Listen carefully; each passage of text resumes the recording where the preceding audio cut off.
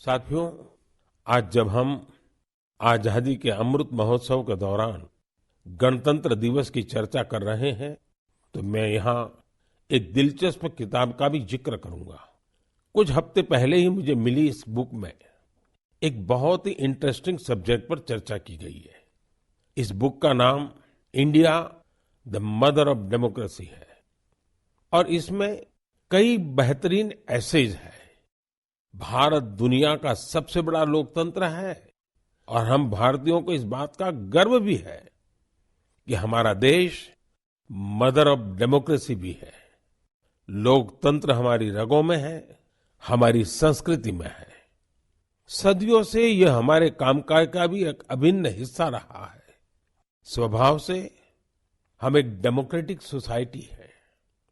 Doctor Ambedkar ने बौद्ध भिक्षु संघ की तुलना भारतीय संसद से की थी। उन्होंने उसे एक ऐसी संस्था बताया था जहां मोशंस, रिजोल्यूशंस, कोरम, वोटिंग और वोटों की गिनती के लिए कई नियम थे। बाबा साहब का मानना था कि भगवान बुद्ध को इसकी प्रेरणा उस समय की राजनीतिक व्यवस्थाओं से मिली होगी। तमिलनाडु में एक छोटा लेकिन चर्चित गांव है उतिर मेरूर। यहाँ 1100-1200 साल पहले का एक शिलालेख दुनिया भर को अचंभित करता है। यह शिलालेख एक मिनी कॉन्स्टिट्यूशन की तरह है।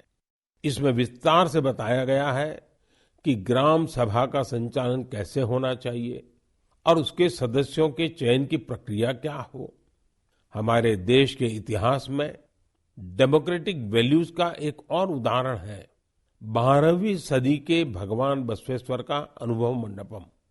यहाँ फ्री डिबेट और डिस्कशन को प्रोत्साहन दिया जाता था। आपको ये जानकर हैरानी होगी कि यह माग्ना कार्टा से भी पहले की बात है। वारंगल के काकीय वंश के राजाओं की गणतांत्रिक परंपराएं भी बहुत प्रसिद्ध थी। भक्ति आंदोलन ने पश्चिमी भारत में लोकतंत्र की संस्कृति को आगे बढ़ाया। बुक में सिख पंथ की लोकतांत्रिक भावना पर भी एक लेख को शामिल किया गया है, जो गुरु नानक देव जी के सर्वसम्मति से लिए गए निर्णयों पर प्रकाश डालता है। मध्य भारत की उरांव और मुंडा जनजातियों में कम्युनिटी ड्रिवन और कॉन्सेंसस ड्रिवन डिसीजन पर भी इस किताब में अच्छी जानकारी है। आप इस किताब को पढ़ने के बाद महसूस करेंगे कि कैसे देश के हर हिस्से में सदियों से लोकतंत्र की भावना प्रवाहित होती रही है। मदर ऑफ डेमोक्रेसी के रूप में हमें निरंतर इस विषय का गहन चिंतन भी करना चाहिए, चर्चा भी करना चाहिए और दुनिया को अवगत भी कराना चाहिए। इससे देश में लोकतंत्र की भावना और प्रगाढ़ होगी।